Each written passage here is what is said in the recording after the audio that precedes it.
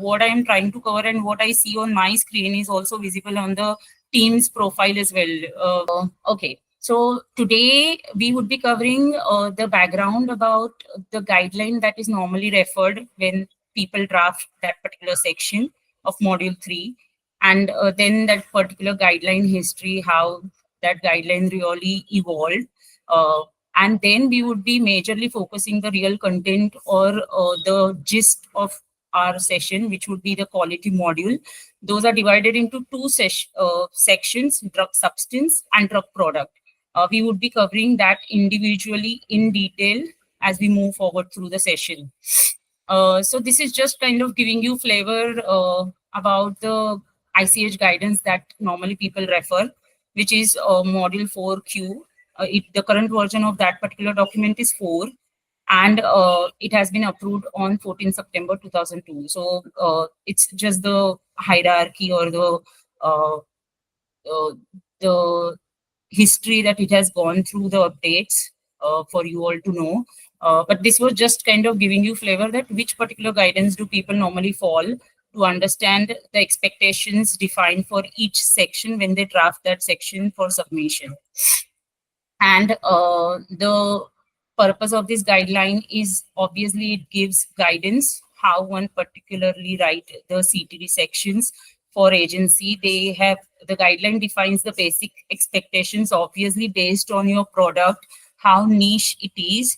The complexity increases, and the information in the CTD section also increases, because obviously you would like to give all information to agency that they would like to see to approve your drug product for the commercial purpose. So based on the complexity of your drug product, the level of information keeps on increasing.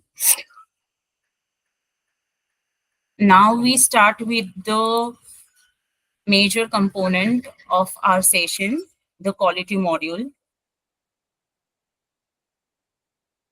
This is what I'll start from now.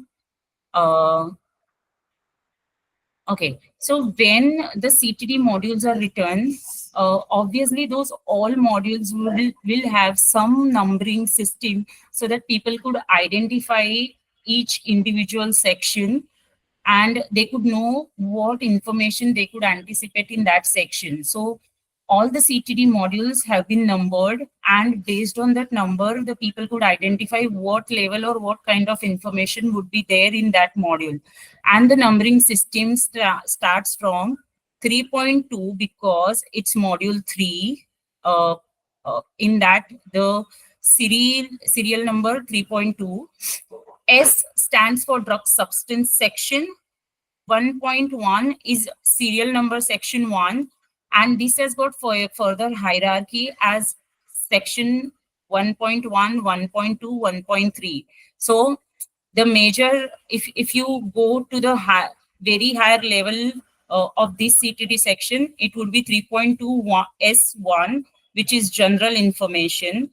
And then it further granularity of that general information section goes as 3.2 S1.1, which would be nomenclature. 1.2 would be further, 1.3 would be further. So the major section naming would be general information 3.2 S1, which then further gets a granularity of 1.1 nomenclature.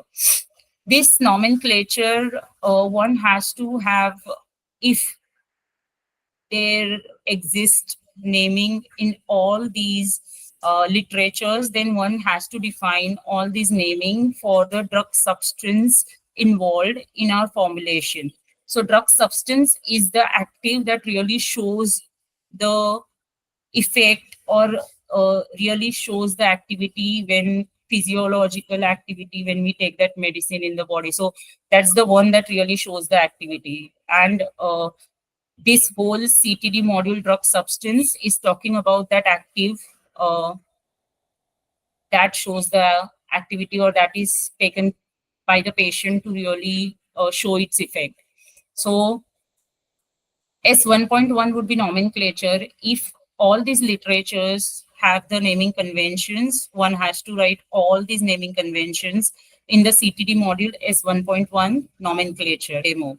So one has to, if at all there exist all this kind of naming convention, one has to write all these kind of naming conventions into S1.1 nomenclature section. Followed by this section is 1.2. So we are still into general information section, that is 3.2 S1. Now the granularity goes to 1.2, which should have structure of your API.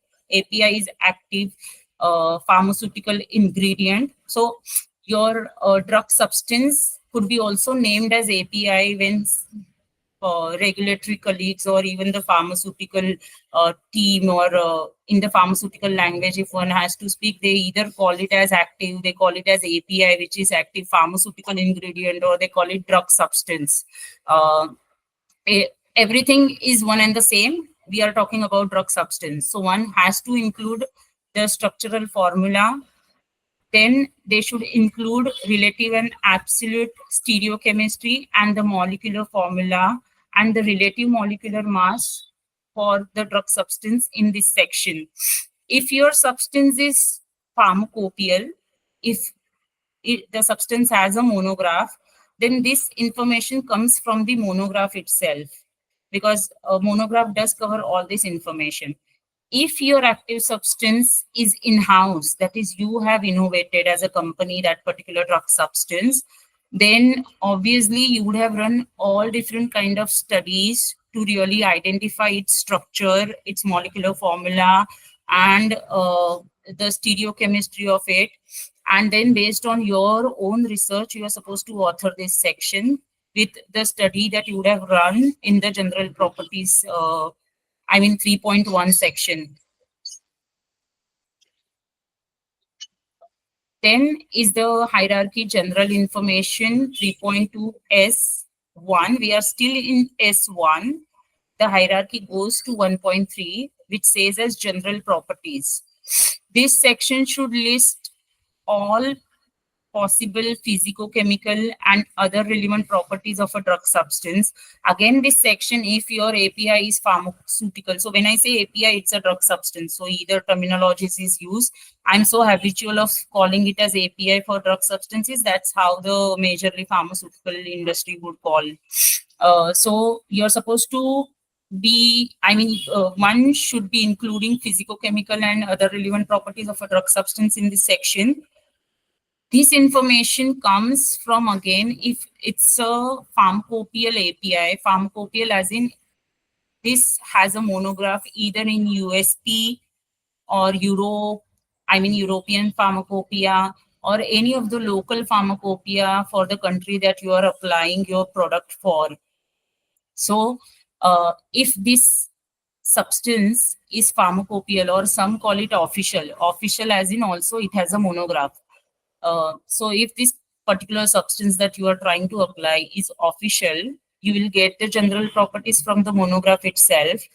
If this is not official, it's your own innovation as a company, then you would have run different studies to really come up with physicochemical properties of your drug substance. Then you're supposed to include those physicochemical properties here in this section.